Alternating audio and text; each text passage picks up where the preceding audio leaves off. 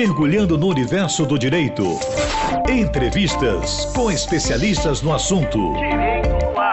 Direito no ar.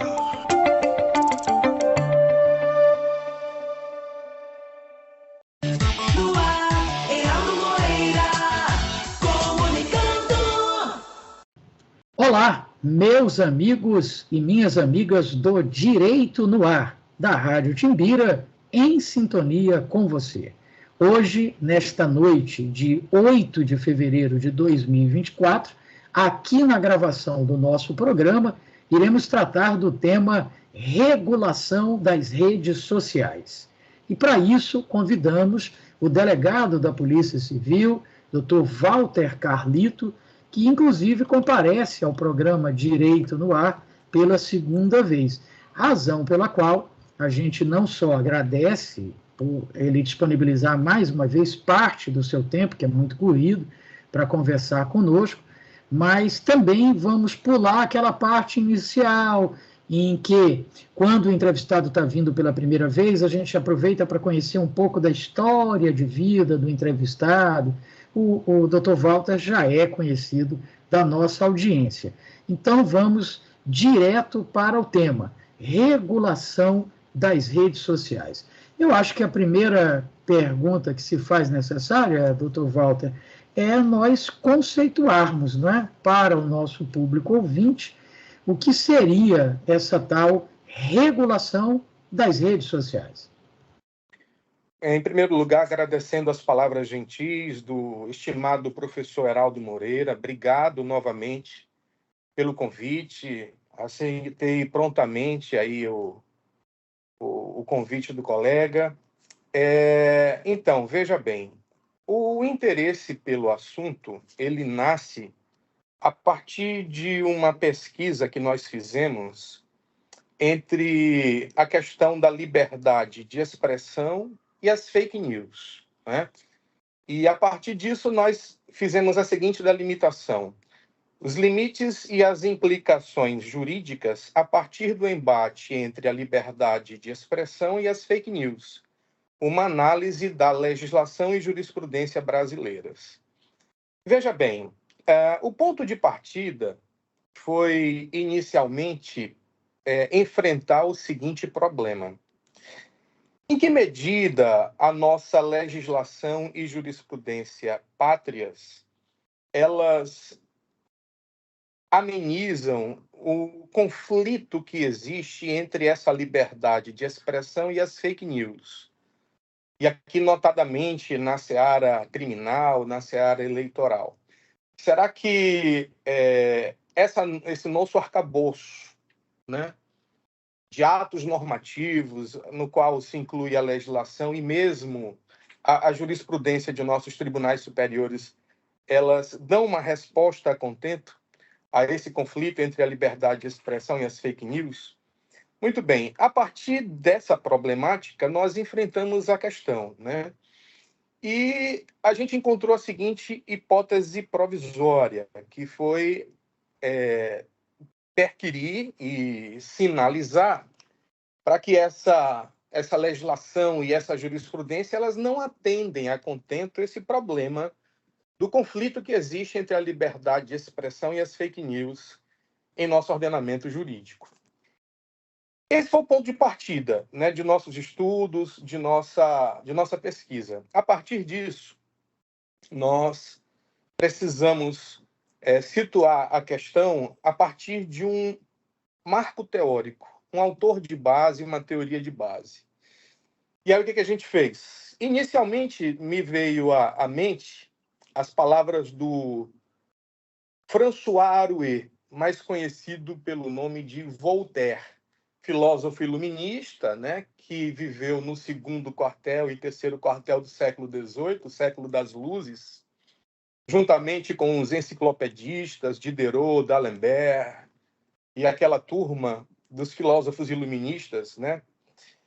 E o Voltaire disse uma frase que se popularizou entre nós e que perdura até os dias atuais, e que ela diz mais ou menos o seguinte: posso não concordar com uma única palavra do que dizes, mas defenderei até a morte o seu direito de dizê-las. Muito bem. Em outras palavras, ele estava ali consagrando a questão da liberdade de expressão. A liberdade de expressão, ao longo do nosso processo evolutivo histórico, sempre foi um direito fundamental, né? O que merece registro a partir desse primeiro momento é constatar que não se trata de um direito fundamental absoluto. A liberdade de expressão é um direito fundamental relativo, daí a necessidade da regulação das redes sociais. E aí, daqui a pouco, eu já faço uma ponte para chegar e aprofundar nessa temática. Mas essa necessidade de regulação das redes sociais é porque fica a impressão para a gente de que a internet, as redes sociais, é terra de ninguém, é terra sem dono. E existe uma ideia corrente entre nós que é a seguinte: o que impulsiona as pessoas à prática de crimes é a sensação ou a certeza da impunidade. Em outras palavras, a pessoa faz a ingestão de uma bebida alcoólica e conduz veículo automotor em via pública 1, 2, 5, 10, 20, 50, 100 vezes. Como ele nunca foi conduzido preso em flagrante delito em razão da prática do crime de embriaguez ao volante, ele fica com a sensação de que isso nunca vai acontecer com ele. Mutatis mutandis, mudando o que precisa ser mudado e guardadas as devidas proporções, é o que acontece com aquela pessoa que faz uso das redes sociais para ofender a honra objetiva e subjetiva das pessoas, para atentar contra a democracia, contra a segurança nacional, para praticar o crime de cyberstalking e muitos outros. Porque existe uma ideia corrente, infelizmente, entre nós, de que a internet é terra sem dono e que as pessoas podem cometer 5, 10, 15, 20, 50, 100 crimes e nada vai acontecer com ela, o que não é verdade. Mas retomando aquele nosso raciocínio inicial e fazendo referência aos estudiosos da temática, aos filósofos, né? Os juristas da área, a gente fez inicialmente a consideração ao filósofo iluminista François Arouet, o nosso Voltaire. Posso não concordar com uma única palavra do que dizes, mas defenderei até a morte o seu direito de dizê-las. E a interpretação que a gente dá para isso é a consagração da liberdade de expressão como um direito fundamental ao longo de nosso processo evolutivo e histórico nos mais diversos países do mundo. E aí, logo em seguida, a gente também faz uma referência ao Jürgen Habermas, que é mais conhecido como o filósofo da comunicação, e ele tem uma obra belíssima, que é a Teoria da Ação Comunicativa, 2 volumes. E a gente também passa pela obra do Jürgen Habermas. O John Stuart Mill, também um filósofo que teve uma preocupação em relação à questão da liberdade, né? Tem uma obra belíssima que é referência e que já vem ao longo dos séculos aí, com muitos adeptos, com muitas leituras sobre a liberdade. O John Stuart Mill, ele foi, digamos assim, um seguidor do Jeremy Bentham, um inglês, e aí ele desenvolveu os estudos sobre essa temática, né? Sobre a liberdade, e aqui, em particular, a liberdade de expressão. Cabe aqui o seguinte registro: mesmo naquela época, mesmo naquele contexto histórico, o John Stuart Mill entendia que essa liberdade de expressão ela não podia ser absoluta. Há um limite para essa liberdade de expressão, e o limite que ele pontuou foi o seguinte: sempre que houver dano ou a probabilidade de dano a alguém, eis o limite da liberdade de expressão. Isso ficou consagrado. E, a partir de então, vários outros estudiosos sempre consignaram e deixaram muito claro que existem limites para a nossa liberdade de expressão, né? Outra frase corrente entre nós: o meu direito termina onde começa o teu e vice-versa. É mais ou menos isso. Então, fica muito claro que a liberdade de expressão é um direito fundamental relativo, inclusive consagrado, né, em nosso texto constitucional, a nossa Carta Magna, no artigo 5º, dentro do capítulo que trata dos direitos e garantias fundamentais.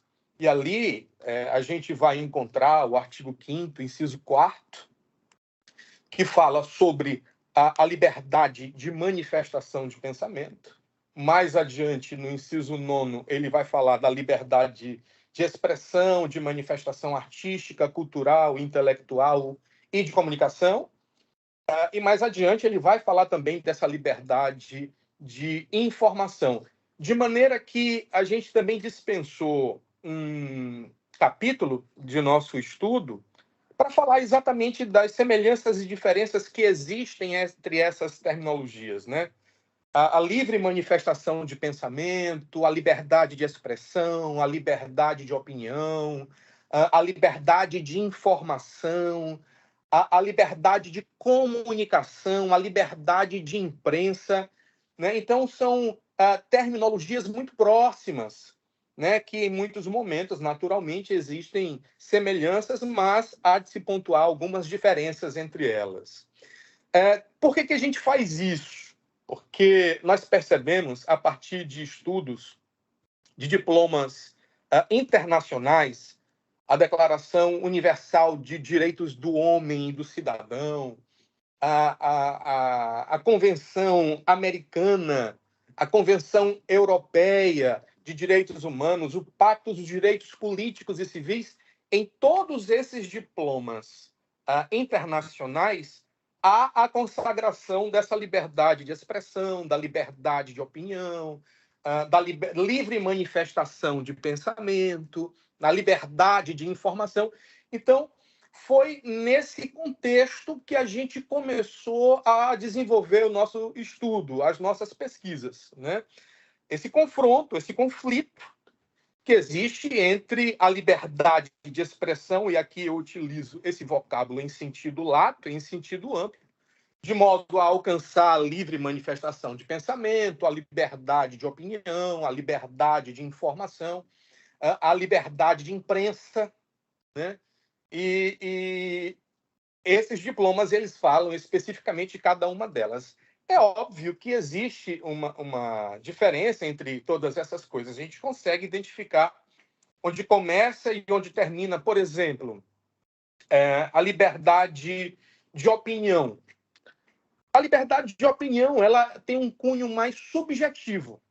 É o que eu penso acerca de um determinado assunto. Eu tenho, naturalmente, a liberdade de me manifestar colocando o meu ponto de vista, né? O meu subjetivo em relação àquela temática. Isso é liberdade de opinião, né? A liberdade de manifestação de pensamento já é uma coisa mais abrangente, a liberdade de expressão alcança tudo isso e alcança também a liberdade de informação. O texto constitucional, a nossa Constituição Federal, ela prevê a livre manifestação do pensamento sendo vedado o anonimato. Você não pode se esconder no anonimato, utilizando um subterfúgio, né, um codinome, alguma coisa, e se valer disso para atingir bens jurídicos protegidos, né? E aí, por conta disso, muitas vezes, algumas pessoas fazem uso das redes sociais para atingir as pessoas das mais variadas formas, ofendendo a honra objetiva, a honra subjetiva, atentando contra o Estado democrático de direito, contra a segurança nacional, praticando cyberstalking. Então, aqui, a partir dessa problemática, nasceu o nosso desejo de confrontar até onde eu posso ter essa liberdade de expressão, eu posso fazer uso das redes sociais, mas a partir de que momento são impostos limites e quais as implicações jurídicas a partir do excesso, né? Porque, naturalmente, a ideia corrente é a seguinte: a impressão que se tem é de que quanto mais confusão, quanto mais apelação, quanto mais eu conseguir reverberar aquilo que eu postei na rede social, melhor. Né? A ideia corrente de que só vende jornal aquela notícia ruim, aquela confusão, aquela coisa. Então, eu acho que muita gente faz uso dessa ideia e utiliza as redes sociais se escondendo no anonimato para praticar inúmeros crimes, atentar contra o Estado Democrático de Direito e por aí vai. Mas, só finalizando, retomando a pergunta inicial, professor, então a regulação é isso, ela nasce exatamente da necessidade de se impor limites a essa liberdade de expressão nas redes sociais, que até o presente momento a impressão de que se tem é de que é uma terra sem dono, uma terra sem lei, onde as pessoas se escondem né, e atentarem aí contra os mais diversos bens jurídicos. Obviamente que isso tem reflexos na seara eleitoral, na seara civil, na seara criminal, mas aqui nos interessa muito de perto falar na seara criminal, que é o nosso objeto de trabalho. Maravilha. Estamos conversando com o delegado da Polícia Civil aqui do estado do Maranhão, professor universitário, Dr. Walter Carlito, sobre o tema regulação das redes sociais, que foi objeto da pesquisa dele sobre liberdade de expressão e o confronto disso em relação às chamadas fake news, fruto da pesquisa dele de dissertação de mestrado, né? Bom, doutor Walter, tem muita coisa aí para a gente explorar, né, sobre esse tema, mas antes eu queria aqui fazer uma referência, já que o amigo citou o Voltaire, o Diderot.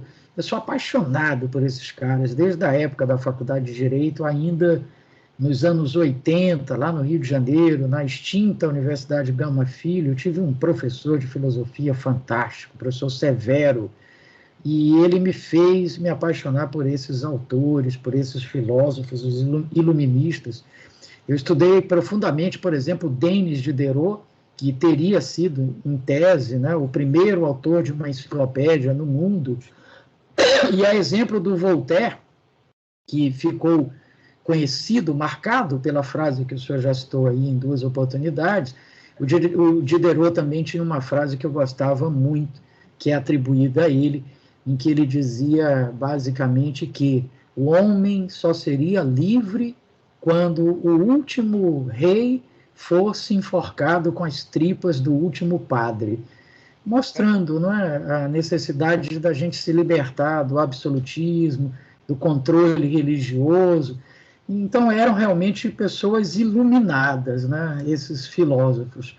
Agora, doutor Walter, depois de pesquisar com tanta profundidade, durante tanto tempo, a pesquisa ela só mostra, como conclusão do trabalho, a necessidade de regulação das redes sociais, ou o senhor chega também a propor os critérios que deveriam ser usados para essa regulação?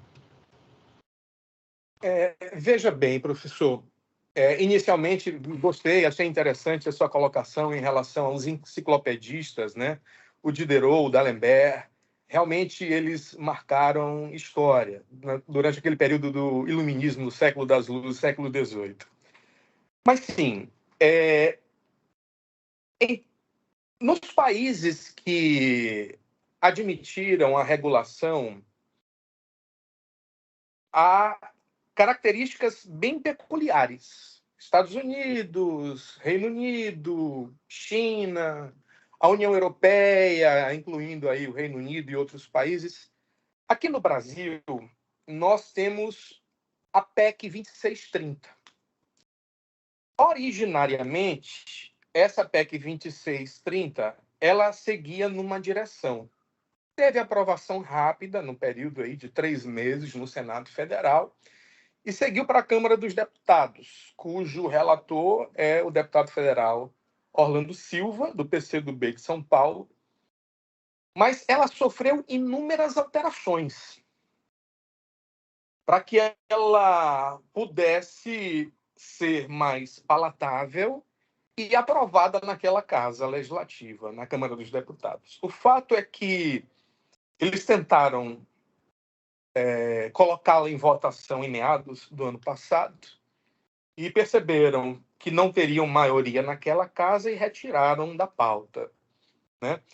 Hoje, essa PEC 2630, ela sofreu tantas reformulações que ela nem se parece com o projeto original que seguiu lá inicialmente para o Senado Federal, né?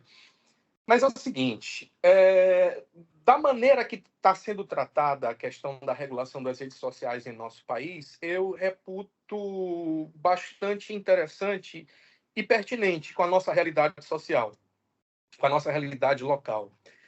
Veja bem, tem implicações para as big techs. Isso aí será um objeto de estudo nosso mais adiante,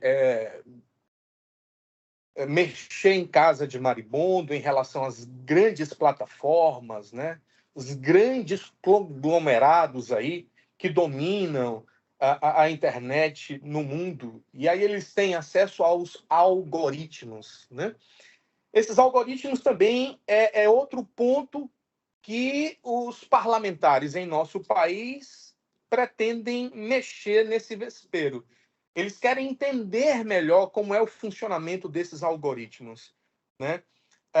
Por que eles têm acesso a várias informações pessoais do usuário e eles mandam determinadas informações que são muito próprias com o perfil daquele usuário, né? Por que essas e não outras, né? Então, eles fazem praticamente um mapeamento daquele usuário, passando as informações que mais o interessam de perto, né? Então, os parlamentares também querem conhecer com maior profundidade o funcionamento desses algoritmos, né? Também há uma discussão em relação à questão dos direitos autorais. Até que ponto, né, isso pode ferir ou comprometer ou prejudicar os direitos autorais? A questão da remuneração das questões jornalísticas. Ó. Então, assim, muita coisa já foi mudada nesse projeto de emenda constitucional ao sabor dos acontecimentos, das discussões entre os mais variados parlamentares. Inclusive, eu acompanhei uma entrevista do deputado Orlando Silva, onde ele teve acesso a alguns ministros da Suprema Corte, do Supremo Tribunal Federal, e ele pedia para que os ministros não apreciassem a matéria lá no Supremo Tribunal Federal e que deixasse esse assunto para ser resolvido entre os parlamentares a partir dessa PEC 2630. E assim aconteceu. A questão é que essa PEC ela vem sendo postergada indefinidamente, né? Houve uma sinalização do ex-ministro da Justiça, o professor Flávio Dino Castro Costa, no sentido também de agilizar esse processo. Mas a verdade é que, até o presente momento, a impressão que se tem é de que eles não têm maioria para aprovar essa PEC 2630 ainda na Câmara dos Deputados. E da forma que está redigido hoje, esses são os principais temas aí colocados em discussão. A responsabilização das big techs, as plataformas, né, que dominam esse conglomerado aí na internet, a questão jornalística, a questão dos direitos autorais, né, entender melhor o funcionamento desses algoritmos, a questão dos termos de uso, que muitas das vezes as plataformas também fazem ponderações. Então, eu acredito que fazendo esses ajustes, isso se aproxima muito da nossa realidade atual e que, muito provavelmente, essa discussão vai voltar à Câmara dos Deputados. Uma coisa muito importante que merece registro é o seguinte: há quem identifique essa pauta como uma pauta da esquerda, tá? E, assim, duas considerações eu faço nesse momento. A primeira é de cunho pessoal. Eu não tenho nenhuma filiação partidária, não tenho nenhuma inclinação política para a esquerda ou para a direita, não tenho político de estimação, e eu particularmente acredito que essa é uma pauta de direita, de esquerda, de centro, porque interessa a todos nós, tá? E é assim, inclusive, em outros países do mundo, e não tem por que ser diferente aqui em nosso ordenamento jurídico. É como penso. Perfeito. Até porque, doutor Walter, me permita reforçar o seu posicionamento, que me parece absurdamente correto. Todas as discussões hoje, elas acabam tendo esse viés ideológico. Ah, você pensa isso, você defende isso porque você é desse lado ou desse lado. E acaba que não se discute mais nada profundamente, não é? Porque você já desmerece, já desqualifica o seu interlocutor porque ele não é do mesmo lado que você. E a questão fica ao largo, quando ela que deveria ser importante, como nesse caso, por exemplo. Bom, doutor Walter Carlito, pelo visto, a questão é muito complexa. Talvez ter sido rapidamente aprovada no Senado, durante apenas 3 meses, e depois, ao chegar na Câmara, onde há uma representatividade muito mais plural, né, por isso tenha sofrido tantas alterações, algumas certamente positivas, outras nem tanto, talvez movidas por esse sentimento ideológico, porque rapidamente o senhor colocou o seguinte: não é só regular a liberdade de expressão, é regular um monte de outras coisas, como, por exemplo, o uso dos dados das pessoas que acessam as redes sociais para se manifestar, não é? Então, é complicado. E isso me faz elaborar uma outra pergunta para o meu querido amigo, que é a seguinte: eu acho muito complicado. Eu concordo que é necessário regular, que a internet não deve ser terra de ninguém, que há limites para tudo, inclusive para a liberdade de expressão, notadamente quando a manifestação do pensamento da pessoa é falsa, é baseada numa realidade que não existe, paralela, inventada, até para atingir alguém, para prejudicar alguém, enfim. Agora, em termos práticos, como que se faz isso na prática? Por exemplo, num grupo de WhatsApp, onde os caras passam o dia inteiro publicando fake news e tal, como é que vai se controlar isso? Como é que vai se identificar isso? Como é que se vai punir isso, doutor Walter? Tá, muito bem. Duas considerações. Em primeiro lugar, eu quero fazer a seguinte manifestação. Falar é extremamente perigoso, especialmente nos dias de hoje em que nós estamos vivendo, em que há uma divisão muito evidente, né? Principalmente do ponto de vista político. Quem pensa diferente de mim é meu inimigo. As pessoas estão levando as questões muito para o lado pessoal, né? E não pode ser desse jeito. Inclusive, a gente só consegue evoluir a partir das discussões, né? Das discussões de ideias, né? E isso sempre foi salutar. E a gente só consegue amadurecer e desenvolver a partir dessas discussões de ideias, debate de ideias, do salutar debate de ideias. Mas isso é uma realidade, tá, professor Geraldo? Hoje em dia, falar é extremamente perigoso.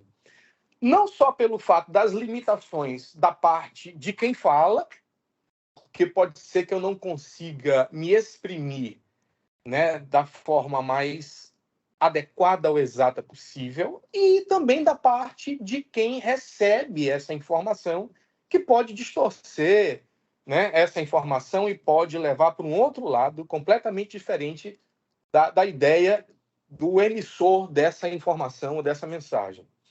E obviamente, que nos dias de hoje assume uma proporção ainda maior por conta de vista da questão política. Inclusive, quando a gente falou lá inicialmente do Voltaire, né, ele escreveu uma obra belíssima chamada Tratado da Tolerância. Inclusive, passou pela minha cabeça utilizá-lo como autor de base por conta disso, né? Foi uma frase que marcou a minha vida enquanto estudante secundarista. Posso não concordar com uma única palavra do que dizes, mas defenderei até a morte o seu direito de dizê-las. E ele escreve, né, um tratado sobre a tolerância. A tolerância, uma obra muito atual, tá? Escrita naquele século XVIII, mas muito atual e muito oportuna para os dias de hoje. Tolerância. As pessoas precisam de mais tolerância, né? E só que essa tolerância ao qual ele fez referência naquela obra, ela tinha mais um cunho religioso, professor.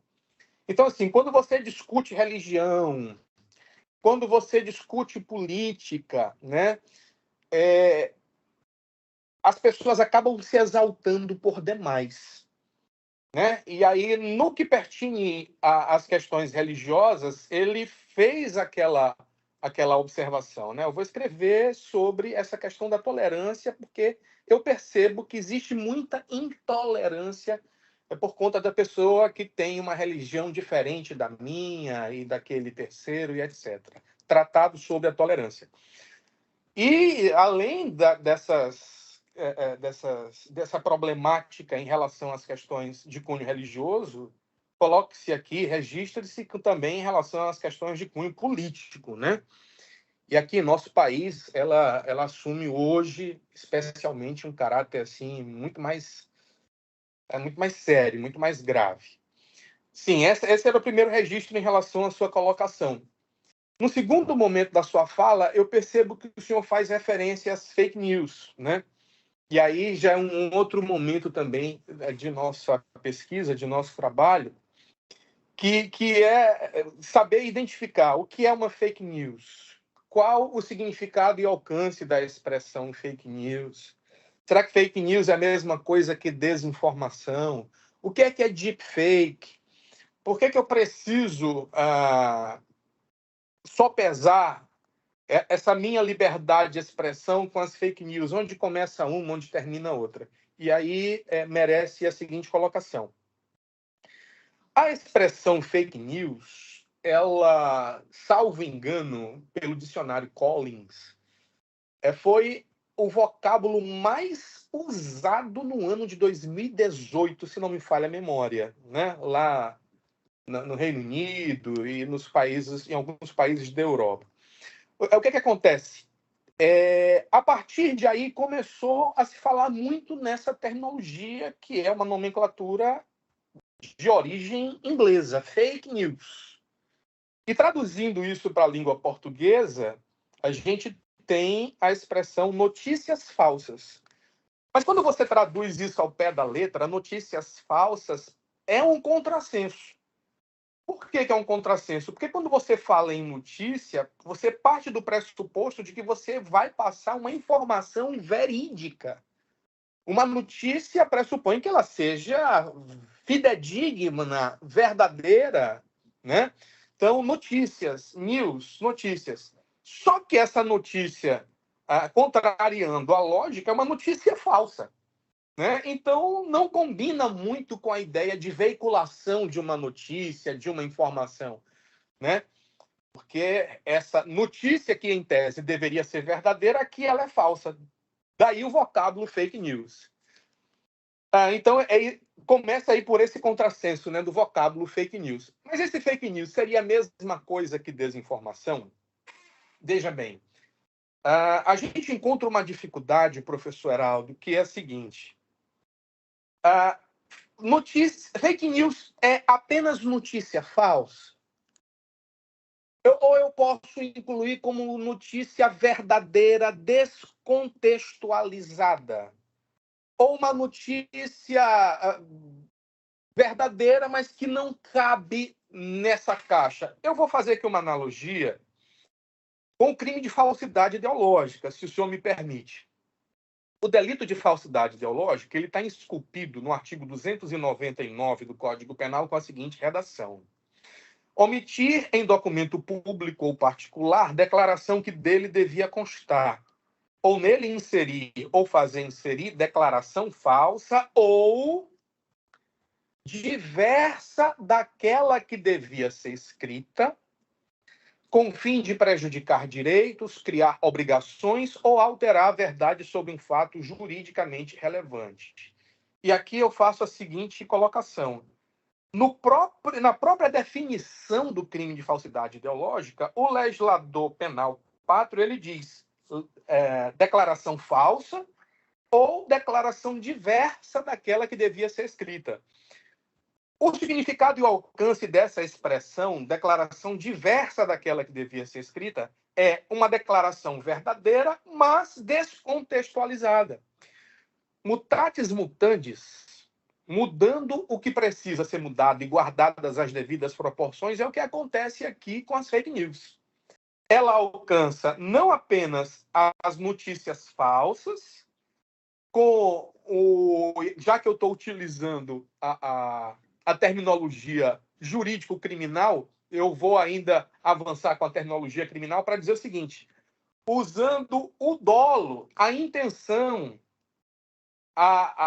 o dolo específico, a ideia deliberada de querer ludibriar, enganar as pessoas a partir daquela postagem, a partir daquela fake news.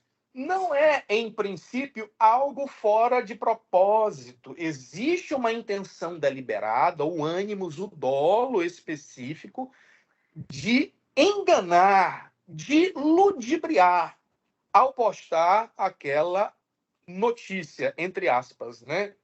Aquela mensagem nas redes sociais. Então, essa fake news, ela alcança tanto as notícias falsas, como também as notícias verdadeiras fora de contexto, descontextualizadas. Por exemplo, eu posso utilizar uma entrevista, uma mensagem verdadeira, mas que foi verdadeira no ano de 2018, numa determinada localidade e região. E aí eu me aproveito dessa notícia verdadeira, mas totalmente fora de contexto. E faço uso dessa notícia hoje, no ano de 2024, em uma outra localidade ou região. E eu faço isso usando de má fé, faço isso usando dolo, faço isso querendo ludibriar, enganar as pessoas e, em muitos casos, querer, obviamente, ter algum benefício, algum tipo de vantagem ao fazer isso, né? Não é algo fora de propósito, não é algo desinteressado. Pelo contrário, quem faz isso tem uma intenção deliberada, tem a ideia de auferir algum tipo de vantagem, de ludibriar as pessoas e tal. E há uma aproximação entre esse vocábulo fake news e desinformação, né? Por isso é que houve a nossa preocupação inicial de falar de liberdade de expressão, liberdade de informação, porque a fake news, ela se aproxima muito da desinformação. Desinformar. Quando a ideia é informar, né? O sujeito utiliza esse direito fundamental, a liberdade de manifestação de pensamento, a liberdade de expressão para fins culturais, artísticos, de comunicação, mas leva isso para o mal, né? Com essa intenção deliberada. Portanto, as autoridades públicas, elas dispõem de alguns departamentos, de alguns setores que fazem investigações, e aqui investigação de natureza criminal, que é o nosso objeto de estudo, né?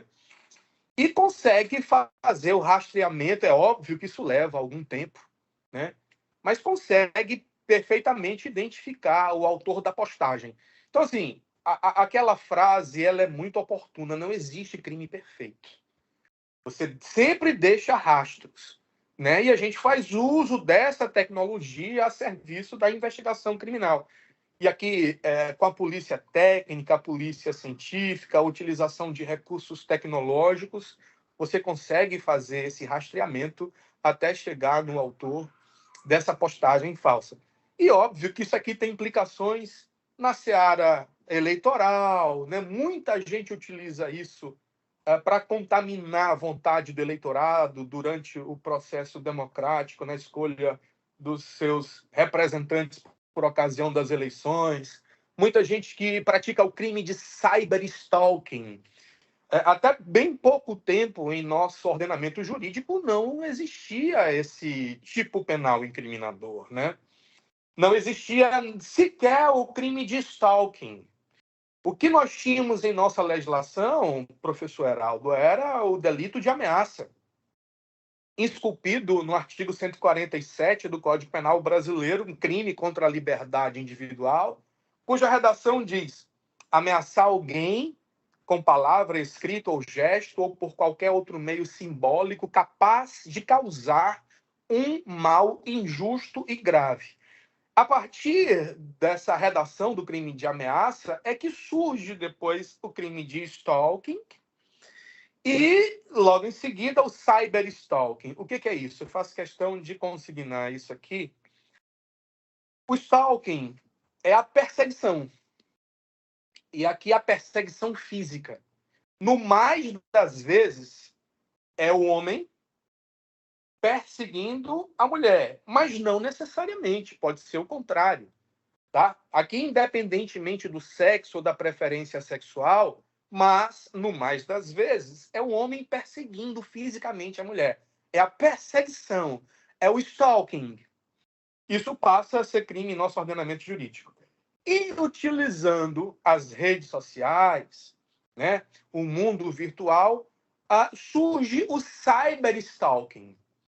É aquela pessoa que começa a te perseguir nas redes sociais, nas suas postagens, né, com a intenção de te ridicularizar, de ofender a tua honra objetiva, de ofender a tua honra subjetiva.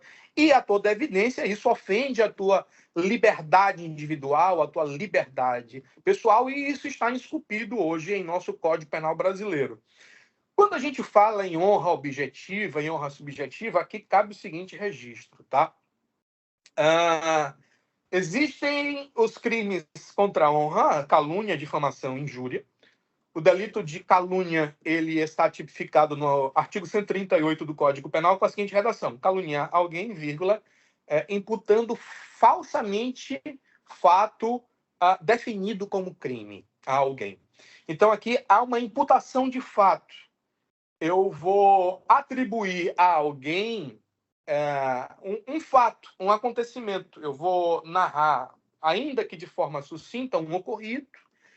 E aqui o elemento normativo do tipo, contido na expressão falsamente. Eu sei disso, eu tenho essa consciência de que essa pessoa não praticou esse fato, mas com a intenção de ofender a honra objetiva, eu acabo imputando a alguém, atribuindo a essa pessoa a responsabilidade por um fato que é definido na lei como crime. E isso é calúnia. E aqui há uma ofensa à honra objetiva, na medida em que isso acaba denegrindo a tua imagem, o teu bom conceito, o bom nome que você goza em sociedade. É como a sociedade te vê. Não, eu sei que o professor Heraldo é um sujeito correto, decente, íntegro, cumpridor das suas obrigações, mas aí um terceiro querendo ofender a tua honra objetiva, como a sociedade te vê, te enxerga, ele acaba atribuindo a você um fato, uma narrativa que não é condizente com a realidade dos fatos. E essa narrativa, esse fato, essa atribuição de fato é definido como crime. E aí vai a diferença para o delito de difamação. Porque também no delito de difamação há ofensa a essa honra objetiva, como a sociedade te vê, como a sociedade te enxerga, como sujeito cumpridor de suas obrigações. E eu, mais uma vez, querendo te atingir a tua honra objetiva, eu imputo a alguém algo que é ofensivo à sua reputação. Só que aqui, essa narrativa que eu estou construindo, essa imputação de fato, não é definido como crime. Razão pela qual a punição para o delito de difamação merece uma pena menor do que a do crime de calúnia. E, por último, no crime de injúria, injuriar alguém ofendendo-lhe a dignidade ou decoro é como você se vê. É como você se enxerga. É o teu amor próprio. É a ideia que você tem de si mesma. É quando alguém pretende de te diminuir, querendo te ofender com xingamentos, com palavrões, com ânimos injuriandi vel difamandi, né? E acaba atribuindo qualidades negativas, né, a você, xingamentos, proferindo impropérios, querendo te diminuir como pessoa, e você sabe que você não é aquilo.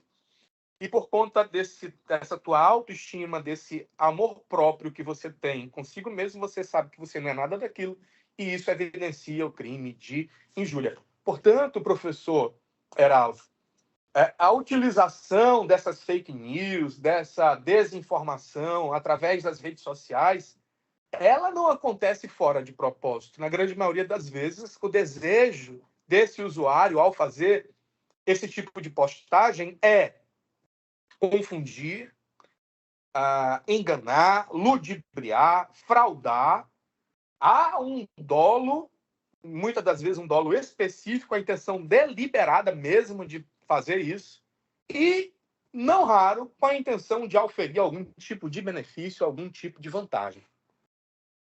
Mal comparando, né, muita gente fala em estelionato virtual, porque é como se fosse uma grande farsa, uma grande fraude. O crime de estelionato ele está definido no artigo 171 do Código Penal com a seguinte redação: obter para si ou para outra em vantagem indevida, em prejuízo alheio, induzindo ou mantendo alguém em erro mediante artifício, ardil ou qualquer outro meio fraudulento.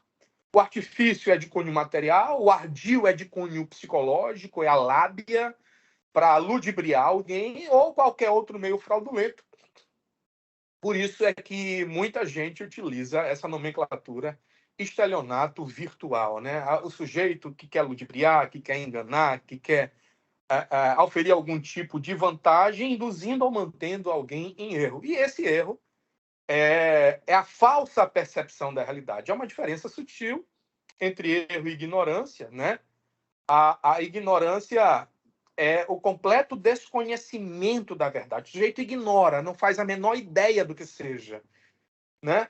E o erro, eu faço com que você tenha uma falsa percepção da realidade, e aqui, em particular, por meio dessas minhas postagens, onde ficam evidenciadas as fake news e a desinformação. Isso nos mais variados contextos: eleitoral, criminal, civil e etc.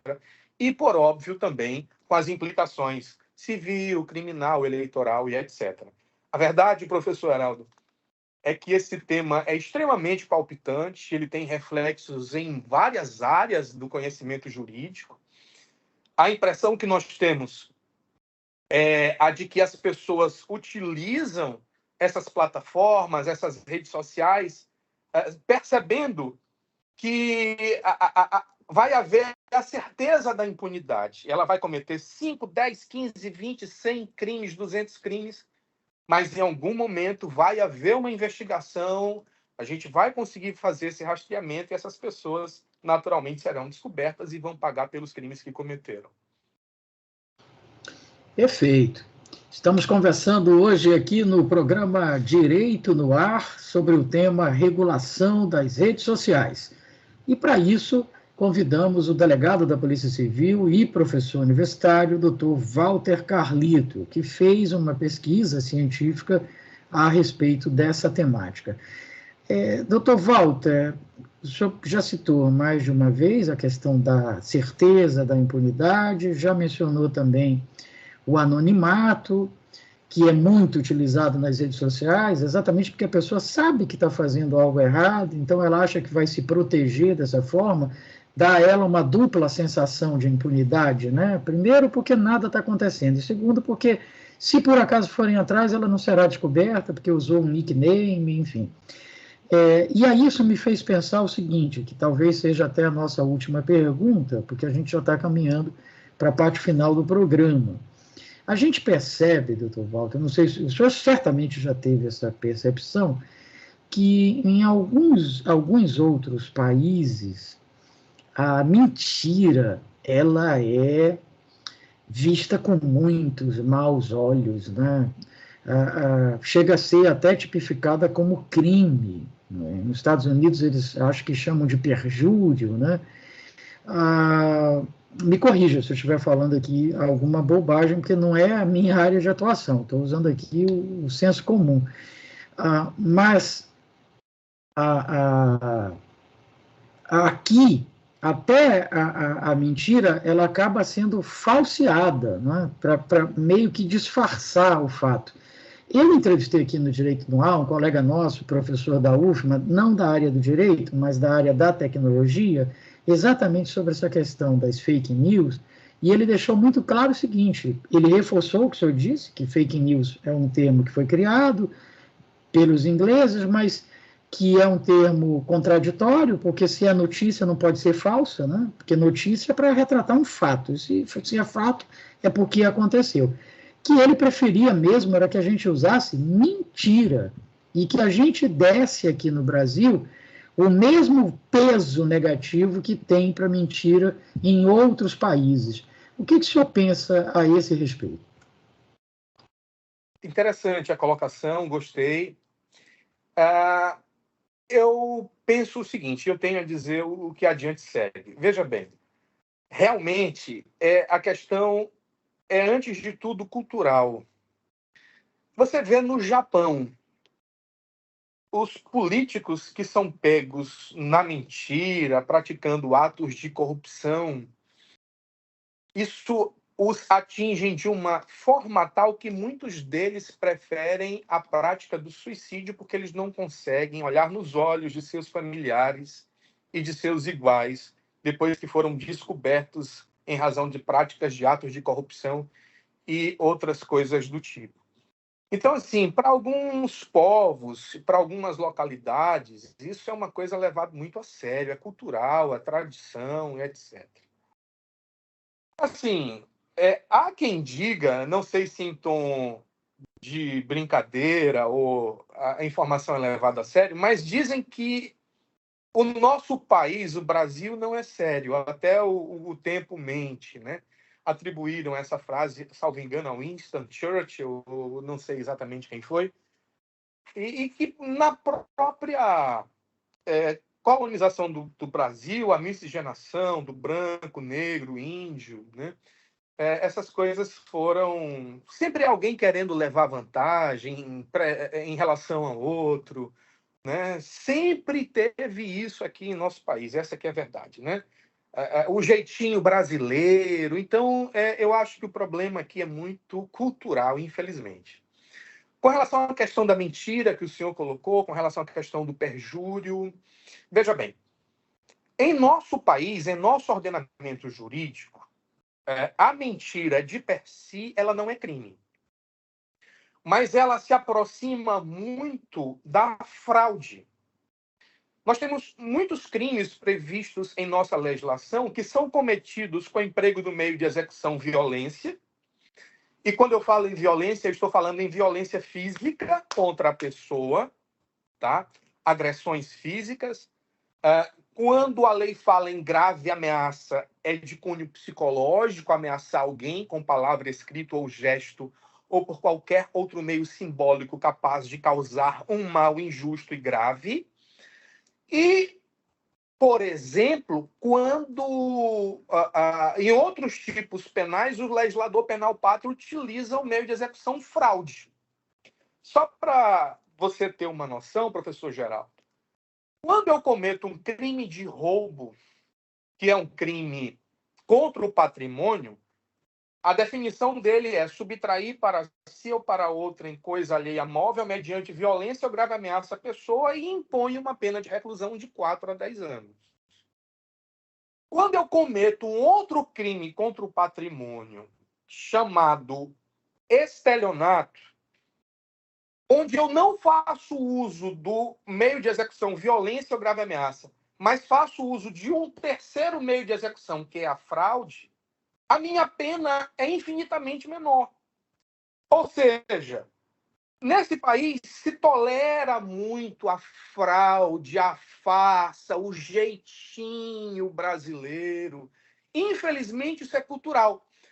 Essa mentira, ela se aproxima muito da fraude, né? Muito do engodo, do artifício, do ardil, e evidencia o delito de estelionato entre nós. Em outros poucos tipos penais, o legislador penal ele equipara os meios de execução, violência, grave ameaça ou fraude. Mas aqui, a título de ilustração, e isso é muito evidente, que quando eu faço uso dos meios de execução, violência ou grave ameaça para o cometimento do crime contra o patrimônio de roubo, a minha pena é muito maior, de reclusão de 4 a 10 anos. Ao passo que no crime de estelionato, eu não faço uso do meio de execução, violência ou grave ameaça, mas sim do meio de execução fraude, e minha pena é infinitamente menor, né? De 1 a 4, 5 anos aí. Então, o nosso país e o povo brasileiro tolera a mentira, a farsa, a fraude, e isso por questões históricas, culturais, o jeitinho, famigerado jeitinho brasileiro, né? Passa por aí também. Então, assim, e quando o senhor fala na questão do perjúrio, entre nós, o que mais se aproxima do perjúrio, professor Heraldo, é o delito de falso testemunho, também previsto em nossa legislação penal, está lá no Código Penal brasileiro, né? Logo depois do crime de autoacusação falsa, e aí ele fala logo em seguida do crime de falso testemunho, fazer afirmação falsa, negar ou calar a verdade, na condição de testemunha, perito, contador, tradutor ou intérprete em processo judicial, procedimento administrativo, ou mesmo em questão de juízo arbitral. Então, o sujeito presta o compromisso legal de dizer a verdade do que souber e lhe for perguntado, será advertido das penas combinadas ao crime de falso testemunho, e, nessas condições, faz afirmação falsa, nega ou cala a verdade. E aí, nesses casos, ele comete o crime de perjúrio, que para nós evidencia o crime de falso testemunho. Nesse capítulo, nesse título 11 da parte especial do Código Penal, que versa sobre os crimes contra a administração pública, um capítulo dos crimes praticados por funcionário público contra a administração pública, os crimes praticados por particular contra a administração pública, os crimes contra a administração da justiça e os crimes contra as finanças públicas. Aqui, nesse particular, quando eu falo em autoacusação falsa, quando eu falo em denunciação caluniosa e quando eu falo especificamente no delito de falso testemunho, eu estou falando em crimes contra a administração da justiça. E aqui também cabe essa ressalva, cabe esse registro em que o sujeito faz afirmação falsa, nega ou cala a verdade, que são coisas distintas. Fazer afirmação falsa, mentir, negar aquilo que sabe, informar, ou silenciar, ou se omitir, e aqui uma omissão dolosa diante de um fato em que o sujeito sabe informar. A ressalva que a melhor doutrina faz, professor, só para a gente encerrar essa questão, é que o ordenamento jurídico, e aqui entre nós, o ordenamento jurídico criminal, ele consagra a seguinte tese de defesa. Você não está obrigado a produzir prova contra si mesmo. Então, aqui eu estou diante de uma tese que é a inexigibilidade de conduta diversa. Se, por ocasião de meu depoimento, de meu testemunho, depois de prestar o compromisso de dizer a verdade do que eu souber e for perguntado em mim perante o juízo, se isso for me autoincriminar com respaldo na tese da inexigibilidade de conduta diversa, eu não estou obrigado a produzir prova contra mim mesmo. Mas, fora disso, evidencia o delito de falso testemunho, de perjúrio, da mesma forma que existe o crime de autoacusação falsa. É a pessoa mentir dizendo que cometeu um crime, quando, na verdade, quem cometeu o crime foi uma outra pessoa ou não houve crime nenhum. Por mais estranho que isso possa parecer, professor Heraldo, perdoe aí pelo adiantado da hora, mas só para finalizar, porque uma coisa vai puxando a outra. Infelizmente, nós vivemos um período onde as facções criminosas dominam várias localidades, infelizmente, nossa cidade, nosso estado, nosso país. E, por conta dessa briga de facções criminosas, há quem se sinta mais protegido quando está cumprindo pena do que quando é posto em liberdade. Então, assim, lá, por bem ou por mal, ele acaba se aproximando da facção criminosa da qual ele faz parte, lá ele se sente mais protegido. E muitos daqueles que, quando são postos em liberdade, voltam para o convívio social, são mortos logo em seguida.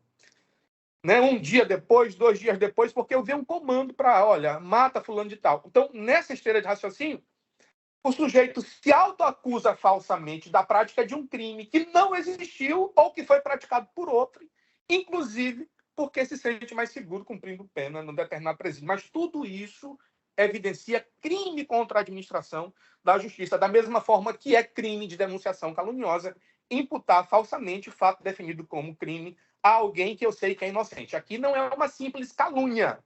Aqui existe um plus, algo mais, a pena é mais grave. Existe uma denunciação caluniosa, porque eu estou levando essa calúnia, essa mentira, que foi o objeto de nossa discussão inicial, por conta de sua provocação, professor. Eu estou levando essa mentira ao conhecimento das autoridades públicas e, por conseguinte, elas vão instaurar o procedimento correspondente, seja inquérito policial, processo judicial, procedimento administrativo, processo administrativo disciplinar, sindicância, seja o que for. Eu espero ter atendido razoavelmente aí a sua provocação. Razoavelmente não, espetacularmente. Uma verdadeira aula com o delegado da Polícia Civil e professor universitário, Dr. Walter Carlito, sobre regulação das redes sociais e temas correlatos. Foi o objeto da nossa conversa hoje aqui no seu programa Direito no Ar. Então é isso, um forte abraço a todas e a todos e até a semana que vem com o seu Direito no Ar.